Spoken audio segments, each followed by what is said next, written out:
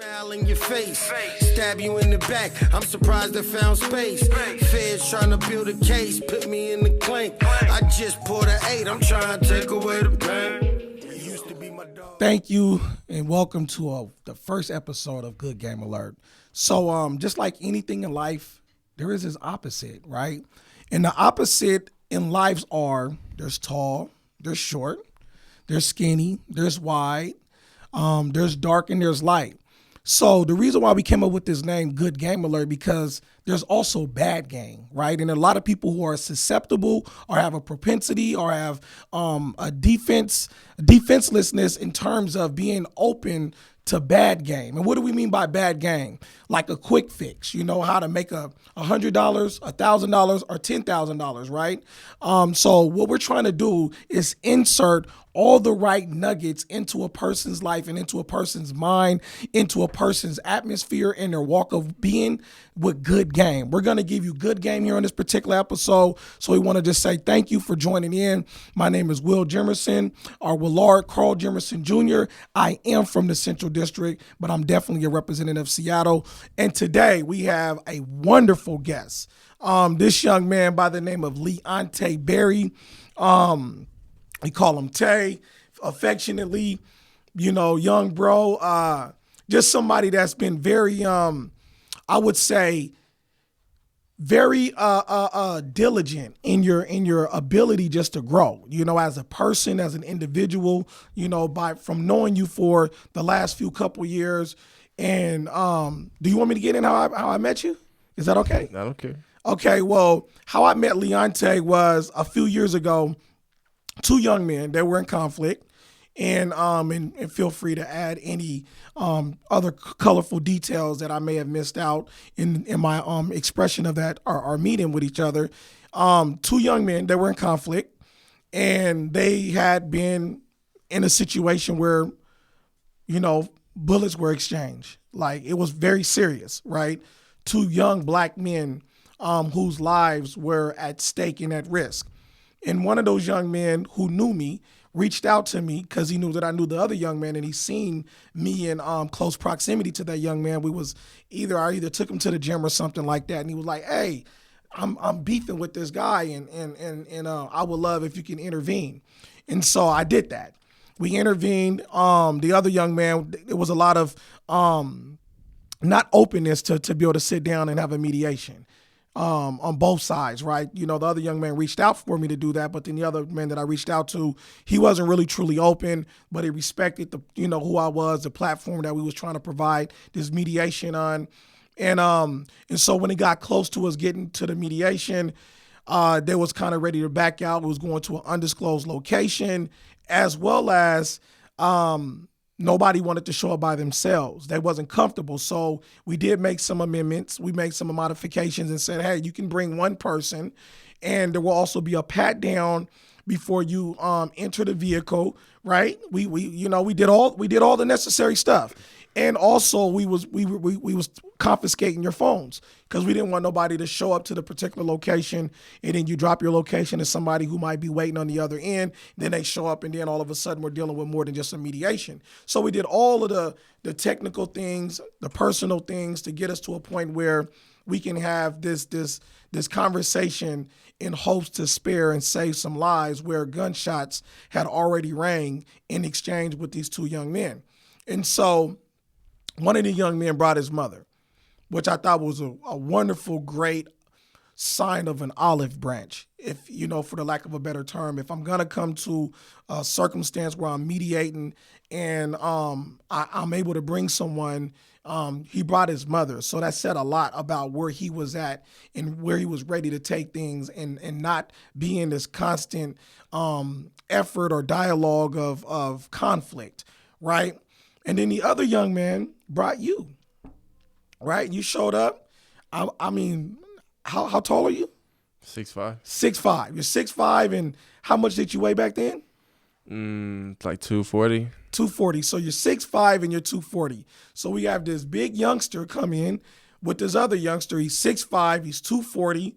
And just being real, you know, I have to keep the colorful details. You got a rag wrapped around your head. all these different things. I hadn't met you, so I didn't know what was coming. You was very stoic and quiet and kind of like very observant, not really having much input. And I was thinking in my mind, I'm like, well, this other young man is bringing his mother, which is more like an olive branch, but then the other young man brings you. And I'm like, man, is this a continuation to the confrontation? You know, where we're here for mediation, but I didn't make no judgment calls. I was just making observations, right? And so in making observations, we had a dialogue, and you was there. You seen how intense the situation got, that it looked like it was ready, like we can just go ahead and fight the situation out. There was all types of different things that went, and you see how I was able to handle the circumstance, not even jumping in, even when it got too intensified, because what you do is you got to allow people to express their whole humanity and then get to the bottom line. And when we got to the bottom line of it, we realized that they both were beefing about something that there was two different narratives playing out in their minds about the same circumstance. And when we got to the bottom line, we realized that. And so I remember the mother wasn't too much of an help in that situation because she was too close. She loved her son, which she should. And she was too preachy instead of allowing space for these young growing men to express themselves. And they're going to do that regardless if she was there or not. But we want them to be able to do it in a way where it's going to be effective and it's going to be beneficial to not only themselves, but also to everyone who's surrounding them. And so the mother, she did her best, but she didn't really make the situation better. And then when I leaned over to you and I asked you, like, what do you think on the circumstance? And I remember your response. Your response was, well, it sounds like to me they shouldn't be tripping. They shouldn't be beefing with each other because it sounds like they both have a different understanding of what's going on, and they should just go ahead and leave the situation, dead it, basically let the situation die out. And really, to be honest with you, I was giving you a checkup from the neck up to see where your head was at. So that's why I asked you, because I'm like, okay, if he's here, I want to see what kind of influence he has on this individual, because obviously there's something about this person who sees something in you to brought you into this particular space with this mediation that was very, it was deadly. It was potentially deadly, right? And so when you said that, that was enough to create a value in the room that no one else, including myself, could have brought that level of value. When you said that, it changed the magnitude of the circumstances. And you remember when it was at a high point of tension where those two young men were still ready to go at it. And then it was like, well, if we can take out the gun play and let's just go ahead and box it out. It was still a form of violence, was still in the mix. But I remember when we let the situation go and you said what you said and doused the right amount of integrity onto the situation, the right amount of gall and intuitiveness that I think all young people have, right? And it showed up with you in that space. And it changed the whole atmosphere. Like we literally went from a high intense situation to where prior to this, the last time they seen each other, they were in a shootout, to now when they're seeing each other, still high intensity. There's still a level of our threat of violence and the mind frame to still want to pursue violence. And then we got to a space to where you helped to create, where by the end of that conversation, they were hugging each other, they were shaking hands, and even taking pictures, right? And even one of them said, "How you throw up your click so I can show honor and respect," and held up the signature of that other young man's click, and we took pictures, right? I never showed them or anything like that, but that was a very respectful thing. And so I'm saying that to bring it in full circle, Leontai, is that I understood just off of appearance when the other young man brought his mother, that was an olive branch. But now when I'm able to look back on the circumstance and now years have gone by with us building our relationship, I realized you were also that young man's olive branch. And I also realized your level of influence. When people get caught up in sticky situations, they always tend to almost know who to go to, right? It'd be the people that they don't normally lean on, they don't normally call, but when something goes awry in their life, all of a sudden they know their number. They know how to get in contact. Hey, I'm in trouble, I need help. And I realized in that moment, you were that person for that individual. They knew without saying you were going to be a sense of balance that they knew that they needed in that situation, because we all got homies when we're in this lifestyle that if I want to bring boo-boo to foo-foo, that's who I'm bringing with me. You know what I'm saying? That's going to bring, a different level of,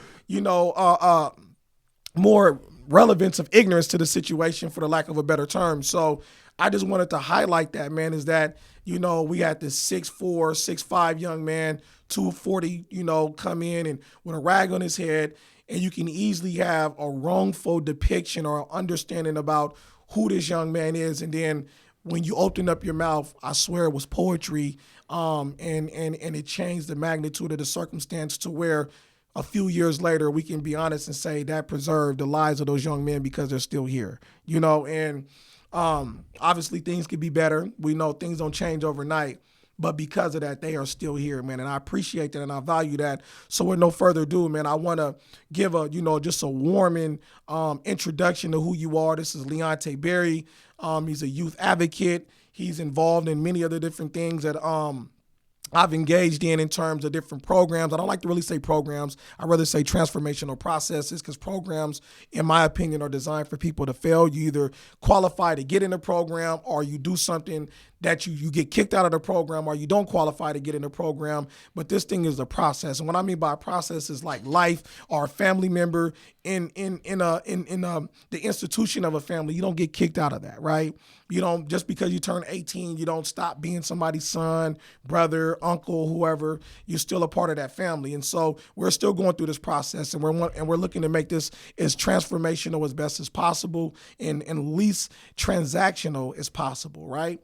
And that's what programs are, very transactional. So with that being, you've been very involved in these transformational process with Groom, Gifted Regardless of Oppressive Methods, which I had the honor to kickstart, build up. Also deep into a new thing that we're doing called Deep Dive, coupled in alignment with myself through United Better Thinking, Community Passageways with Dom Davis, Dion Shield, Brandon Shell, Paul Sutton, and others, Marty. And you've been a very, I would say, an integral role in the development of this process, right? When we was putting this together, we was mapping out names of who we think need to be involved in this process. And I plastered your name. I said, man, we definitely have to have Leontai. He's on the cuffs. He's on the curve of great transformation, right? And I know that your back was against the walls with some situations you were dealing with, and coming out of that, and God, and by the blessings of God, you will be coming out of those situations, right? But I knew you was deserving of this opportunity, and so given this opportunity to work with Deep Dive, where you come in and your job is to participate in the curriculum that we have for you guys Monday through Friday, the online portal learning, live learning that we do. You're very engaged, actively involved in that process, to the point that now you also have a job working with co-lead. And so with that, I kind of just want to open up and give us a little more about, where you were at and where you are right now. Where was that back then? Yeah. When I met you during that time? Yes, sir. Okay, so back then, I hadn't had my first job, I don't think, yet. That was so long ago, bro. That was like 2017 or 2018. Yeah. I was just really doing nothing. I was just hanging out. I was trying to find which direction to go, because I didn't graduate school. I got expelled when really, I got expelled because people tried to jump me, and I got expelled. So I didn't know which direction really to go in. My dad's been in prison for 19 years. My mom's been doing drugs in and out of my life. So I really had to find my own way on my own, because we don't have really no immediate family here. I don't know. I'm not close on my dad's side. I don't know none of them. And then my mom's side's all in Florida. So I was out here trying to navigate the streets on my own with no direction besides negative influence, which I seen all my life. So I thought it was positive influence. That's what I was used to. It was normal seeing that stuff. But back then compared to now probably 2018, towards the end of it, I got with my fiance, my now fiance. We've been engaged for a year and a half. And when I got with her, she was what I needed to make that change. Because I was thinking in my mind, I'm hanging out with these people, and maybe I'm not doing stuff with them, but now their problems are becoming my problems that I had to deal with. And these are people from like childhood, like elementary and stuff. So it's not like, oh, I just went out and just start kicking with this gang member, that gang member. Whatever life circumstances that they went through, that's where they put them. And me being their friend from before all of this, why would I turn my back on them? They're all I've known. So, but being with those people, no matter how much I loved them, cared about them and stuff like that, it put me in a bad position to where I had to be careful where I go, look over my shoulder. It kind of traumatized me in a way that I never really understood, because it made me super hyper vigilant and paranoid. So when I got with her, I knew that I needed to make a change, because I didn't want anything to ever happen to her. I never wanted to put her in danger, nothing like that, because I knew that she was the one I wanted to be with. 100% knew. And I still know to this day. So I just kind of slowly cut everybody off, even though it caused issues. Me and my friends fell out. Now they don't like me. They threaten to do this to me, do that to me, because I'm acting weird.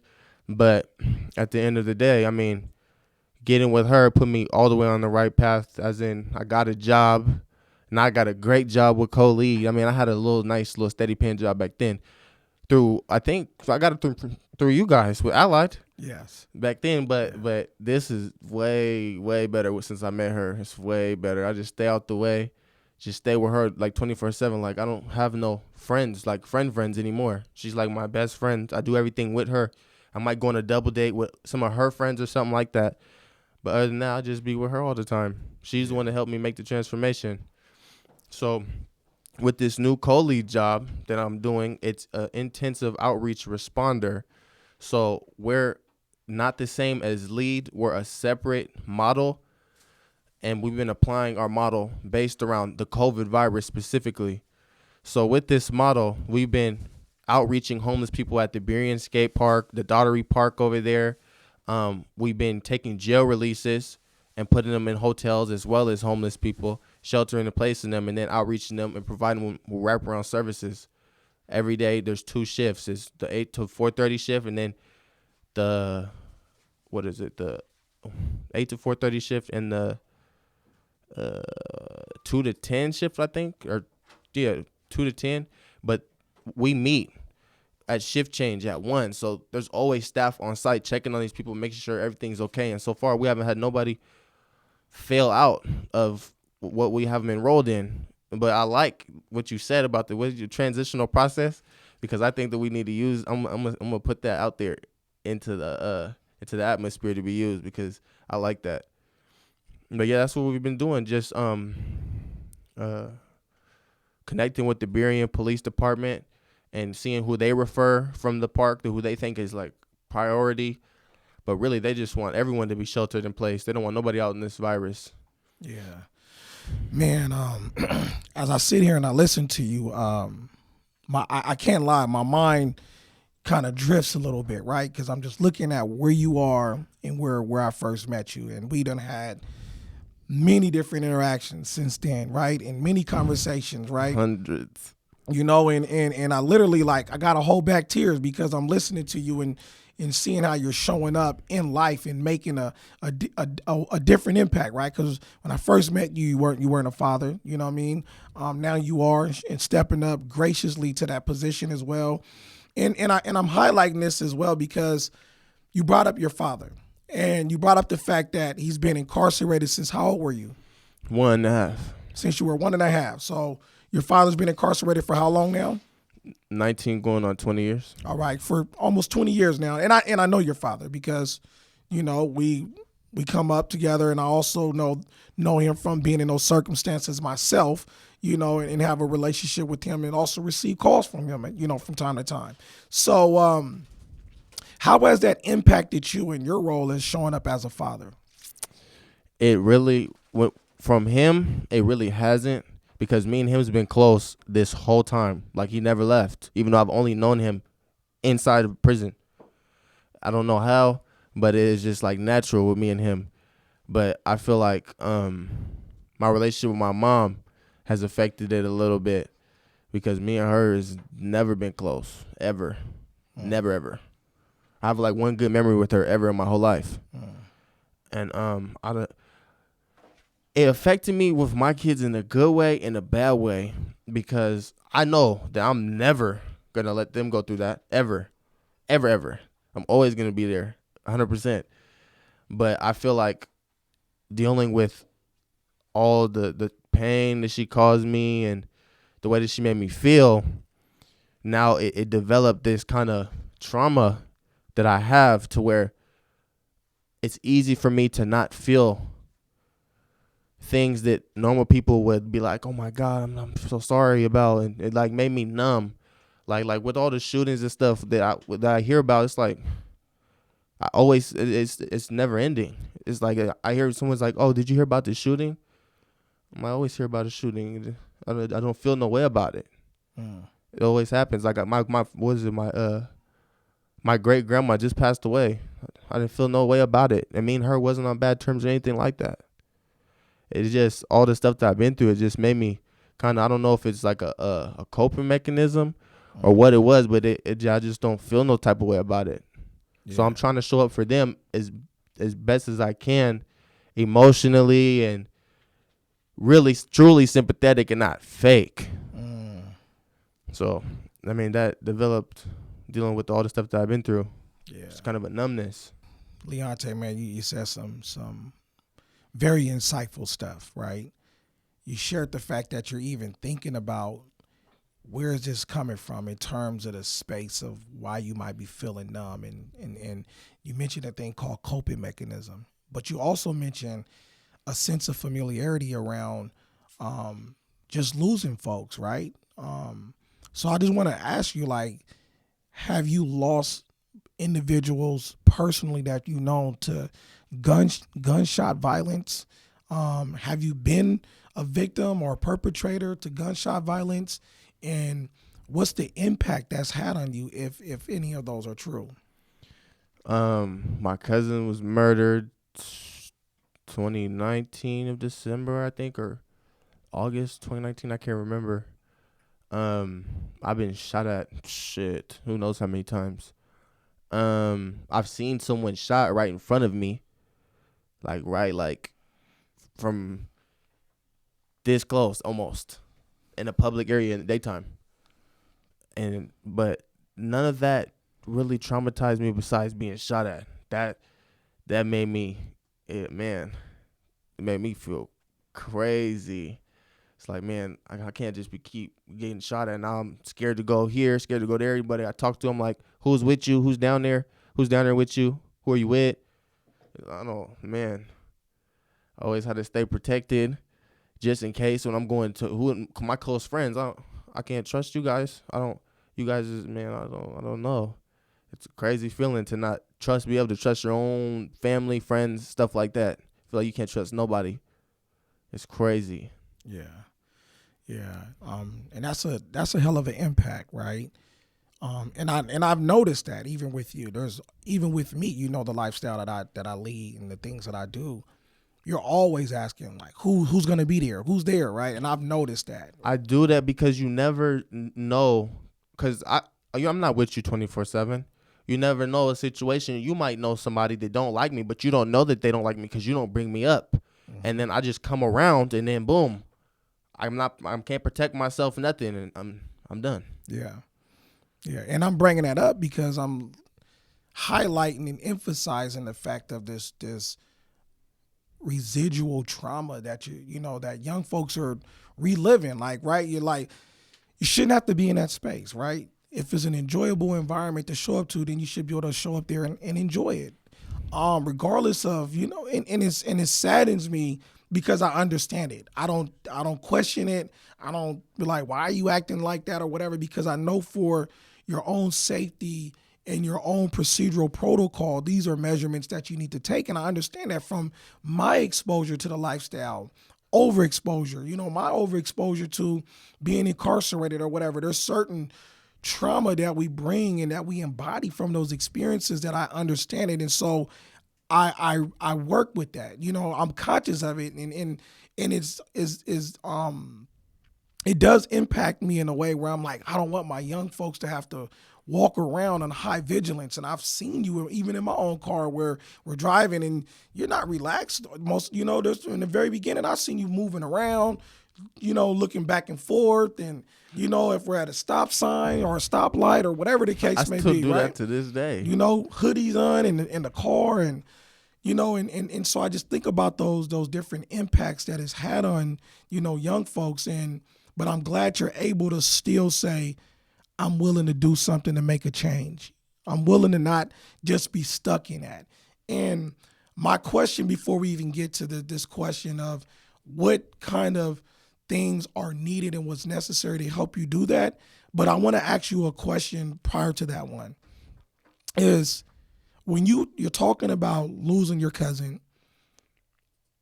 to being murdered, you've seen countless individuals being shot in front of you. You've been shot at up countless times that you can't even count any longer. Yeah, no, can never count. You know? And I want to ask, like, has anybody ever leaned in, other than the people that you might be working with right now, who has made this a specialized interest for them because of maybe some particular life experience alignment allows them to kind of step into this space in a much different way, but just from a basic human perspective, right? From a basic human level, has anybody ever leaned in and said, are you okay? Checked in and just to say, are you all right? Like, you know, I didn't know that this happened, and tried to provide a different level of care or support around these things, because I'm hearing you saying you got kicked out of school, and I'm thinking about all these high-powered, you know, professionals who got all these years of learning, but how did they tap into that to make whatever opportunity to be successful in your life accessible to you? You know, like, did anybody just tap into you and ask you those relevant questions of just how are you doing? Nobody around me showed any interest when it came to trying to get me out of those kind of situations until I met you, Leontai, and then later on, Dom, Brandon, those guys. That's it. None of my family, they raised me in that. And I come from, well, we both come from a background, a culture of, if you say something to the police, that could potentially put your life in danger. So if someone's out here that's 14, 15, getting shot at, and they know that they can't go to the police because that could potentially put them or their family's life in danger, what do you think they're going to do? You think they're just going to keep getting shot at till they get shot and not get a gun? Like, people don't understand that. Like, what are you supposed to do? People don't understand that. But no, I've never had nobody lean in. And so I met you guys. I never knew about any of these transitional processes, nothing. No one ever showed me that they cared until I met you guys, ever. Wow. And I tried to change when I met you, but it was difficult because I was too busy worried about the people around me, trying to get them to change with me. And the more that they didn't, the more I was getting into that lifestyle, trying to bring them out of it. But, I mean, at the end of the day, I didn't realize back then, because I was a little bit younger, that I can't help nobody that didn't want to be helped. So by the time that I realized that, I was already head all the way in. Yeah. Completely. Yeah. So now I had to go so far back just to get out of that and put myself even more danger with my own friends. So, yeah. But no, just you guys. You, Dom, Brandon. It's crazy. Leontai. It's crazy because what I'm hearing you say, for me, how I'm internalizing, is that there's not enough of caring adults around young folks. No, because I swear, I don't care what nobody says. All this stuff starts inside the home. All of it starts from your family. There's always somebody that's impacting you negatively. and then telling you, yeah, do this, or this is how you're supposed to be. I'm about to do this, showing you. There's never nobody showing you, oh, you should do this. And someone might tell you that, like, oh, you should get good grades, but no one's trying to help you do your homework or anything like that. They're exposing you to all this stuff and then expecting you to do good. And I mean, how am I going to do good if you're not showing me? I'm a little kid, you're not showing me. So what else am I supposed to know? So you're saying environment matters. Yeah. I think that's the biggest part. Yes. So environment matters. I wouldn't even know about none of this if it wasn't coming from inside the home first. Yeah. That's very heavy, and I think it's very helpful as well, right? For the listening audience of adults who have a tendency to blame young people for the uptick in violence or responses to circumstances in the most negative way. They blame young people. And I know you hear these things. You young people are X, Y, and Z and fill in the blank, right? Fill in the gap. And you're talking about, like you said, you're 14 and you're 15 and sometime even younger, but your brain and your body has not even developed. You know, nothing about you has matured, from your money to your circumstances to your situation. But then there's these mature expectations that adults have of young folks when they're engaged in particular activities. But it's easy to project outwardly than for us to reflect inwardly and to make the right modifications and say, well, the things that may be showing up in these young folks' lives is because we have done something that we should have not done, right? Example is this. We're in the state of Washington. We're in the city of Seattle. We're in Seattle. We're in the heart of Seattle right now, right? Yeah. So I remember doing like a friendly security. It wasn't like no real security or anything like that. It was like friendly. And what I mean by that, it was like a friend of mine who was associated with other young folks and stuff that I was working with and with my boys and everything. They was having a graduation party. It was like Garfield High School was having a graduation party, and all these young kids were invited. You know, and I think this was Garfield's year that they won the 4-H state championship when it was 4A. And so it was a bunch of young folks. It was at the China Harbor, I believe, something like that. And so it's all family, you know, and it was one of the fathers reached out and said, hey, man, can you come on scene? And, you know, we want to make sure that, you know, nobody's bringing in any weapons or any drugs. So we want to just bring some adults. And we kind of took on the care to be responsible for the setting the scene, right? And I'm bringing this up for a reason. So we got the young folks coming in and they're getting patted down to make sure none of these illegal things are getting implemented into the atmosphere. And so as people realize, oh, they're patting at the door, there was people like trying to scurrying and going back to their cars or whatever, probably doing whatever, maybe putting up things. We're not going to speculate what it is, but then they'll come back, which is okay. I'm like, all right, as long as you don't bring it in. And then there was some young folks who didn't realize until they got a little closer that, hey, they're patting down. And then you'll see certain baggies hit the ground. There was, you know, bags of weed. And the reason why I'm saying, like, we're in the state of Washington, we're in the city of Seattle, because here in the state of Washington or in the city of Seattle, marijuana is very much legal, right? And so you have these adults who are persecuting these young folks and like, look at these guys, they're in here trying to sneak in weed and da-da-da-da-da-da and talk bad about them. And I was like, we had a huddle because we was just talking like, you know, hey, you guys just look around, there's weed on the ground or whatever. And then they're persecuting these young folks for having marijuana or trying to attempt to bring it in a party. And I was like, we can't blame them because we're the ones who voted it in. We're the ones that the adults are the one who legalized it to where it becomes readily accessible for the population who we say it's illegal for.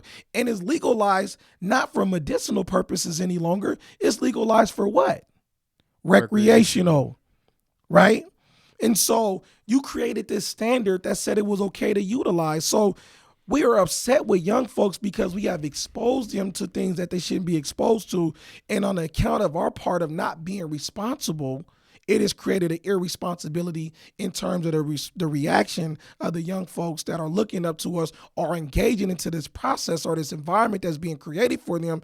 And we're blaming them because they're showing up ill-equipped and and not responding in a way that is effective for society. So I just want to lay that out there, that there's not enough caring adults to come in and do exactly what this segment is about, giving you good game, because there's a lot of bad game out there.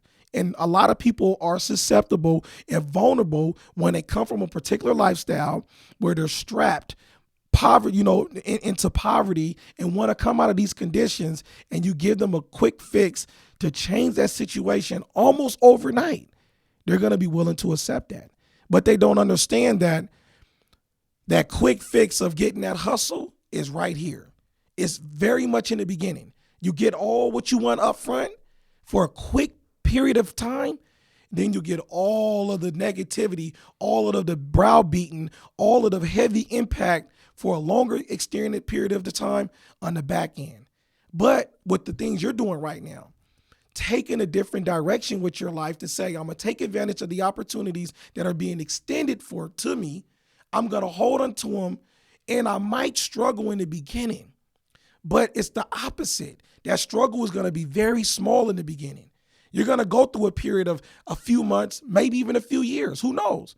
But after you get past that, you're going to be living on the other side of great prosperity that is going to be coming to you because of the investment, the quality investment that you made. That's what you're really benefiting from, is what kind of investment you're making up front. If you're making a poor investment on a lifestyle that gives you what you feel like you need, all of what you need in the bang for your buck in the beginning, it's really a poor investment, and you're going to reap the benefits of that poor investment later on. But if you're doing what you're doing right now, making all the right investments, you're going to struggle doing that in the front. But on the back end, you're going to benefit from it. And so with any closing remarks is, what do you have to say to any of the young folks that may be struggling with how do they turn the curve? How do they get to where they pay attention to opportunities that you've been taking advantage of? What is some of the advice you will give them? And if there's opportunity for them to connect with you, please share that information.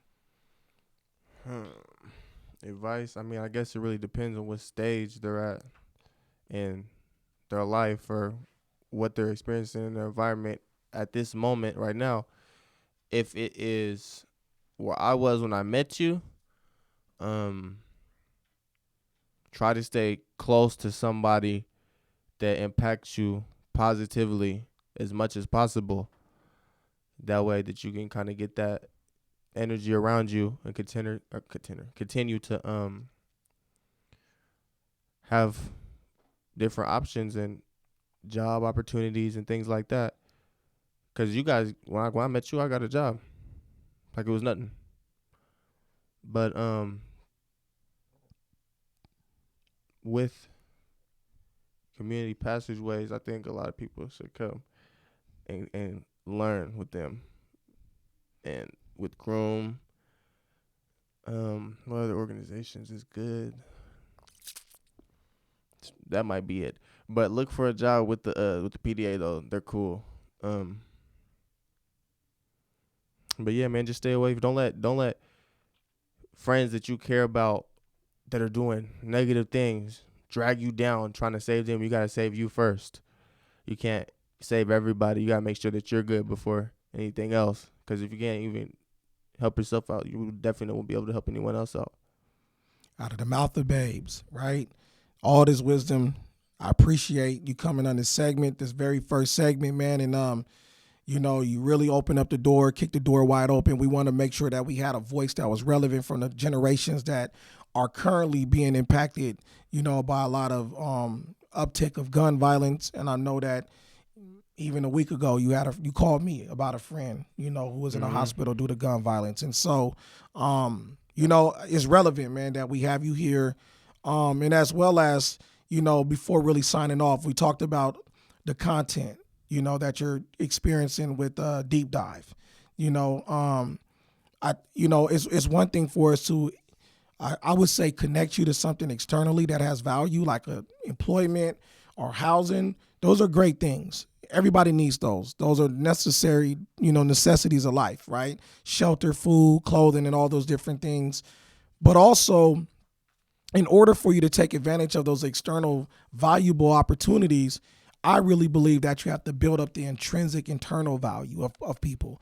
And so that's the caveat that we try to lend and offer utilizing that platform. And it's very much just real and raw. You know how I come, you know how I give it. This is more a more clean version of that. But the reality is we give it to you real, we give it to you raw, we give it to you authentic, because we know the circumstances that you will be faced with, and you guys have already faced, because everybody on who we work with, it's a group of you guys of 25, and everyone has been exposed to gun violence in one way or another. That if we don't give it to you raw, your funeral will be a way more raw than the content that we're offering, right?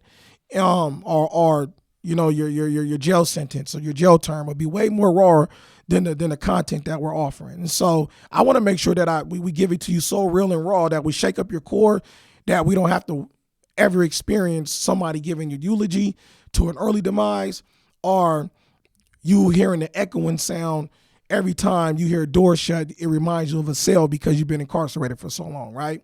And so just thinking about some of the content you've been exposed to in Deep Dive, how do you relate that in to creating a valuable change internally, to where externally these opportunities you now have, you're able to take advantage of them in a complete way they should be taken advantage of? Well, with the Deep Dive lessons, there's been a couple of lessons that really stuck with me. And one of those lessons was it was a music video with Meek Mill, and the song's Trauma. And what he said in the song that stuck out to me was, what did he say? He said, watching a black woman take his freedom almost made him hate his people. And with the Deep Dive, I feel like it's it teaches us how to learn about ourselves and our history, and it's about eternally building life skills without us even knowing that that's what we're doing. Like, there's this other lesson that stuck out to me. It's a chess game, and it asks you questions like, what does your king represent, or what does your queen represent, your knight, your pawn, and what piece do you move to make sure your king's good, and things like that. And each piece means something. It stands for something. So all these lessons, it really makes you think about yourself and what you're doing to make sure that you're good and moving forward strategically. So Deep Dive is crazy because you get all these these messages you don't even know, and then until you really think about it, it just hits you out of nowhere, out of the middle of the day. I'll be like, damn, I'm about to play that song right now and listen to it again. Man, ever since Deep Dive, I've been with that lesson with the chess. That's how I base my life. It's chess, not checkers. So the move, each move I make strategically, whether that be how I handle my anger, or how I save my money, or what bill I'm gonna pay and what order, how I'm gonna budget. And it's just things like that. Man, y'all hear this, man?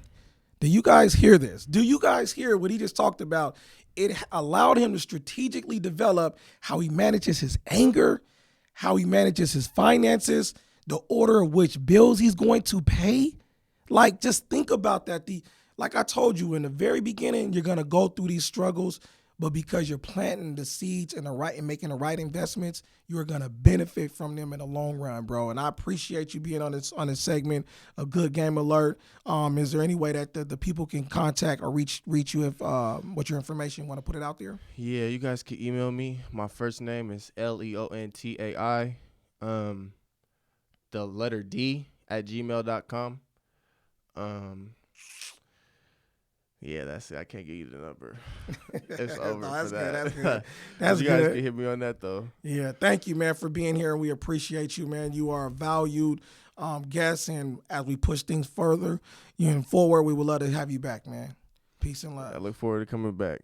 Thank you again, everybody, for tuning in to this segment of Good Game Alert. You know, we want to make sure that you have the right information because there's a lot of wrong information out there. And, you know, until the next episode, we're going to bring some more heavy content on current, relevant affairs that are impacting our young people, impacting our community. We're going to have some high-level strategic development conversations as well. So stay tuned and stay blessed and stay healthy. Peace and love. Riding through the city, life to the death, Biggie. Listening to locks before they left Diddy. The whole time your heart was full of DJ envy, yeah. And I ain't have a DJ clue.